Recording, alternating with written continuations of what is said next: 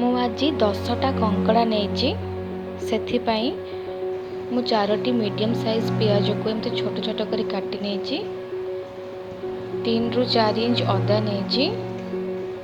10ରୁ 15 କୋଲା ରସୁଣ ନେଇଛି ଏବଂ 4ଟି ମିଡ଼ିୟମ୍ ସାଇଜ୍ ଟମାଟୋ ନେଇଛି। ତା ସହିତ ମୁଁ 4ଟି ମିଡ଼ିୟମ୍ ସାଇଜ୍ ଆଳୁକୁ ଏହିଭଳି ଭାବରେ କାଟିକି ଭଲ ଭାବରେ ଧୋଇ ଦେଇଛି, ଯାହାକୁ ମୁଁ ପ୍ରଥମେ ସିଝେଇ ନେବି। ମୁଁ 10ଟି କଙ୍କଡ଼ାକୁ ପ୍ରଥମେ ହଳଦୀ ପାଣିରେ 10ରୁ 15 ମିନିଟ୍ ପର୍ଯ୍ୟନ୍ତ ଭଲ ଭାବରେ ସିଝେଇ ନେବି। କଙ୍କଡ଼ାଟି ଭଲ ଭାବରେ ସିଝିଲା ପରେ ମୁଁ ଏହାକୁ ଭଲ ଭାବରେ ସଫା କରି ନେଇଛି ଏବଂ ଅଦରକାରୀ ଜିନିଷକୁ ବାହାର କରି ନେଇଛି।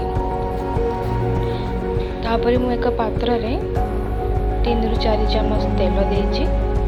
ତେଲ ଗରମ ହେବା ପରେ ମୁଁ ସେଥିରେ ତେଜପତ୍ର ଦେଇଛି ଏବଂ କଟା ହୋଇଥିବା ପିଆଜକୁ ଦେଇଛି।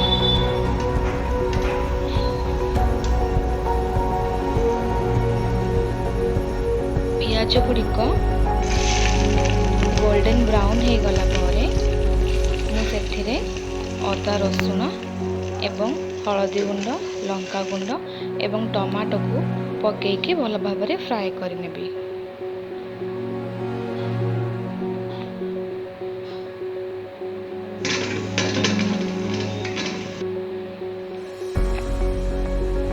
ମସଲା 5ରୁ 6 ମିନିଟ୍ ଭଲସେ ଫ୍ରାଏ କରିନେଲା ପରେ ମୁଁ ଆବଶ୍ୟକ ଅନୁଯାୟୀ ସବୁ ପ୍ରକାରର ମସଲାକୁ ବ୍ୟବହାର କରିବି। ମୁଁ ପ୍ରଥମେ ଧନିଆ ପାଉଡ଼ର, ଡାଲଚିନି ପାଉଡ଼ର, ଚିକେନ୍ ମସଲା, ଜିରା ଗୁଣ୍ଡ, ଲୁଣ ଏବଂ ଅଳ୍ପ ଗରମ ମସଲା ଦେଇ ମସଲାକୁ ଆହୁରି 5ରୁ 6 ମିନିଟ୍ ପର୍ଯ୍ୟନ୍ତ ଭଲରେ କଷିବି, ଯେଯାଏ ମସଲାରୁ ତେଲ ନ ବାହାରି ଯାଇଛି।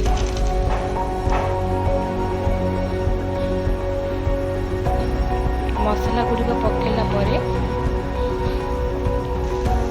ଅଳ୍ପ ପାଣି ଦେବେ, ନହେଲେ ମସଲା ଗୁଣ୍ଡ ଗୁଡ଼ିକ ତଳେ ଲାଗିକି ପୋଡ଼ିଯିବ।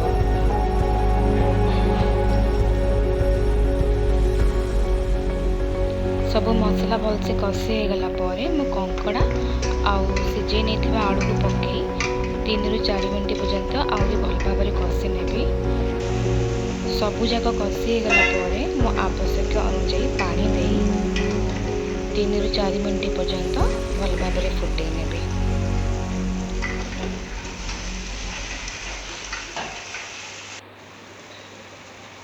ତିନିରୁ 4 ମିନିଟ୍ ପରେ ମୁଁ ଉପରେ ଗରମ ମସଲା ଦେବି ଏବଂ ପ୍ରସ୍ତୁତ ହେଇଗଲା ଆମର ଚିଲିକା ସ୍ପେଶାଲ କଙ୍କଡ଼ା ଝୋଳ। ଏହାକୁ ଗରମା ଗରମ ଭାତ ଏବଂ ରୁଟି ସହିତ ଖାଇଲେ ବହୁତ ହି ଭଲ ଲାଗେ।